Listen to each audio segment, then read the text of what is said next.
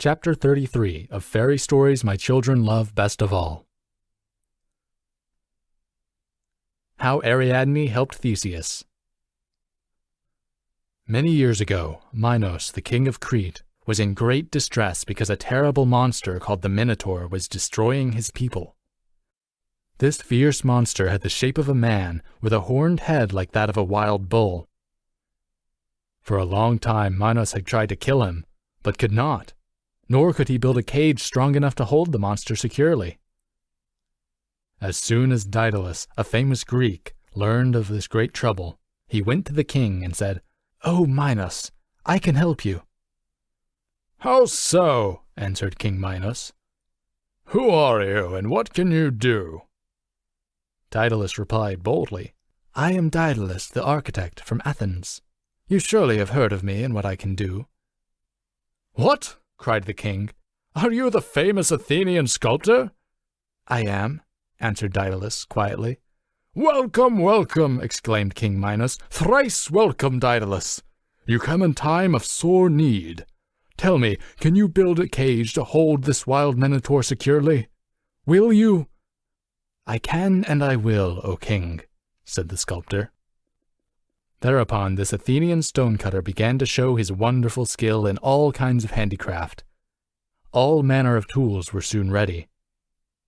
"What are you about to do, O Daedalus?"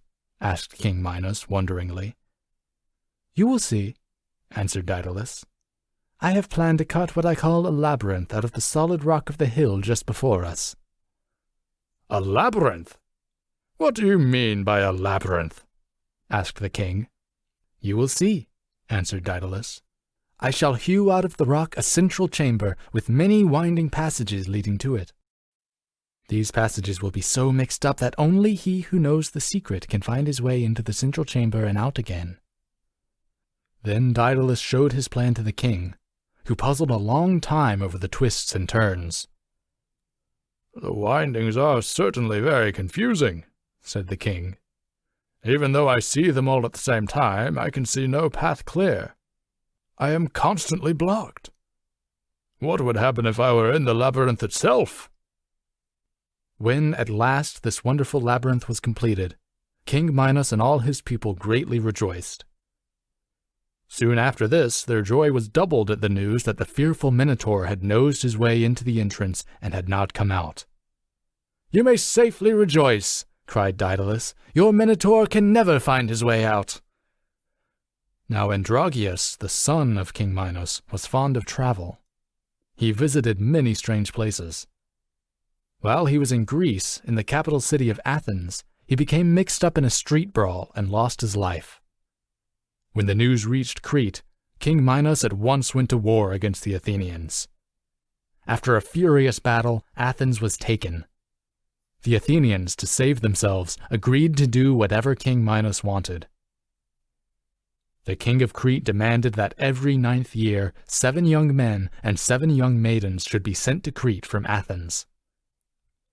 These the fierce king, in bitter revenge for the loss of his son, cast into the labyrinth, where they were destroyed by the raging Minotaur. The Athenians lamented sorely over this, but they could not help themselves. However, Theseus, son of the king of Athens, determined that he would slay the dreadful Minotaur or die in the attempt. King Minos had promised to grant them freedom if any Athenian killed the monster. Therefore, when King Minos came to Athens to make the 3rd choice of young men and young maidens, Theseus offered to be one of them, and was accepted. His father, the king of Athens, was in great sorrow. Theseus tried to comfort him. "Dear father, do not despair," he said. "I shall surely kill this monstrous beast and free our beloved people from the fierce wrath of Minos." So the ship, with its sails full spread, set out for Crete. According to the strange belief of these people, King Minos was the son of Zeus, the great god of the heavens, and Theseus was the son of Poseidon, the god of the sea. During the voyage, Minos offended one of the maidens. Theseus protected her and rebuked the king. Minos grew very angry at the bold youth and determined to humble him. He walked to the high stern of the ship and, lifting his arms towards the heavens, called out in a loud voice, "O Zeus, mighty father, hear me! If thou art indeed my father, send forth from the heavens a swift flash of fire as a sign." The legend says that mighty Zeus heard the prayer of Minos, and that a stream of fire flashed across the sky. Then, turning toward Theseus, Minos said, "If thou, Theseus, art indeed the son of the sea god Poseidon, cast thyself boldly into the sea and bring back this ring." At this, Minos took a shining ring from his finger and threw it away from him into the water. Immediately Theseus sprang over the side of the ship and plunged head first under the rolling waves. Everyone thought the bold youth would drown and cried aloud to the pilot to bring the ship about in order to pick him up. But Minos commanded that the vessel should be kept before the wind, so the ship went swiftly on, and the young men and maidens shed bitter tears of grief. But the sea god Poseidon took good care of his son Theseus. He sent a beautiful bright-colored dolphin to carry the youth on his back to the great sea god's palace under the sea. There Theseus was gladly welcomed.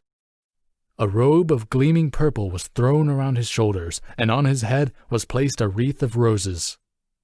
Then the sportive Nereids brought him the ring which Minos had cast into the sea, and carried him swiftly back to the onward speeding ship. When Theseus once more stood upon the deck, all saw that his purple robe was not wet, and that the wreath of roses on his dark hair gleamed red as blood. They also saw that the ring was on his hand. Then the youths and maidens sang with joy, and the ship sailed on to the island of Crete. Ariadne, the daughter of King Minos, ran to meet her father when he landed from the ship. She was tender of heart and hated cruelty. She pitied the Athenians and spoke kindly to them. When one of the maidens told her what Theseus intended to do, Ariadne warned him of the danger. The Minotaur, she said, could not easily be overcome.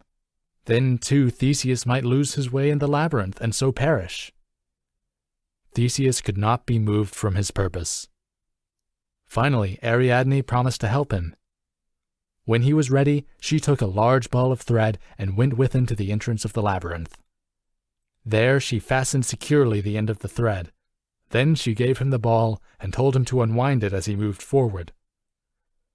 By this means, she said, he would always be able to find his way back again. After long and weary searching, Theseus found the central chamber. At the sight of him, the Minotaur gave a loud bellow and made a furious rush at him. The young man nimbly leapt to one side. As the monster passed by, Theseus made a quick thrust with his dagger and drove it up to the hilt right into the heart of the beast. That was the end of the Minotaur.